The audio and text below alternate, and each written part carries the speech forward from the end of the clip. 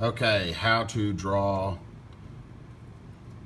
your puzzle cube pieces and make multi-view drawings. We're just going to open up the drawing file.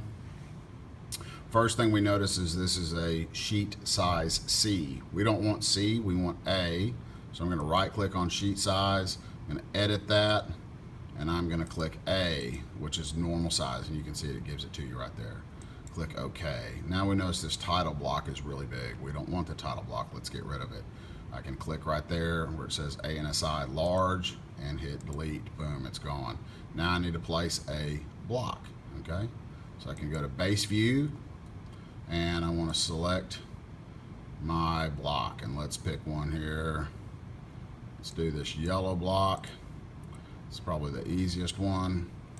Open it up and notice that it gives me this view here, and I don't really like that view. The block looks like this. I don't want that to be my front view, which will be the one that I put in the bottom left corner. So I'm going to change it, and I'm going to make that my front view, and I'm just going to left click and drag over, and it'll place my view over there. Left click, and I can drag up here to the top, left click.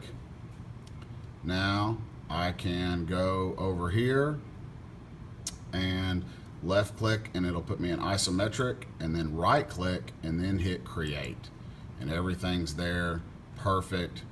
I can dimension everything. We've got all we need to make that puzzle piece. Some of these you may have to do bottom views, left and right, whatever, and we'll show you how to do that.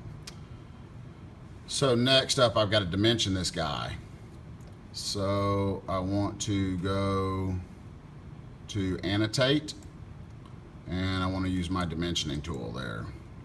All right, remember never dimension to a hidden line, so I can get my dimension there. Now notice when you start pulling this up, unlike in drawing mode, it goes to a dotted line. When it goes to a dotted line, that is a preset distance for that where that dimension should be at. So if it's the only dimension there that'll be on that side, you can go ahead and do that. It's going to give me this little box. I'm going to go ahead and click up that I don't want to edit dimensions every time they're created. Now I can do this right here. I could dimension on either one of these items, and I'm just going to stick to this one, and I'm going to go here. Let's go here to here. Now when I start dragging this out, remember the first one that it gives me, it's going to be the first, but I'm going to need another dimension in there, so I want to go to this next one out. I'm going to place it there. Now you'll see why. Then I'm going to dimension from here to here, and I'm going to wait for it to stop right there. Bam. Now notice that this type is a little bit involved in there. I can drag that type.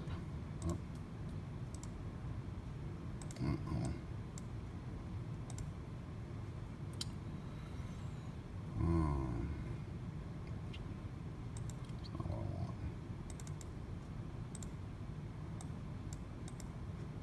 Well, why isn't it doing what I want it to? All right. Let's just move that back in there. There we go. So now they're where you can read them. And I have that whole block as far as on that side's dimensioned. There is something else that I need to do, and it's dimensioned down here. So I could go from here to here. We don't know that dimension. I'm going to pull out to that first dotted. I'm going to go from here to here, and I'm going to pull out. Oh, we've already got that. Now on this, notice that it doesn't tell you that's double dimensioned, even though it would be. So I could so pay attention to that. I can delete that dimension by right clicking on it and delete. Now I'm good. Everything has a dimension and we're solid. I can save that as my yellow piece, yellow 2, and save. And we're done with that one.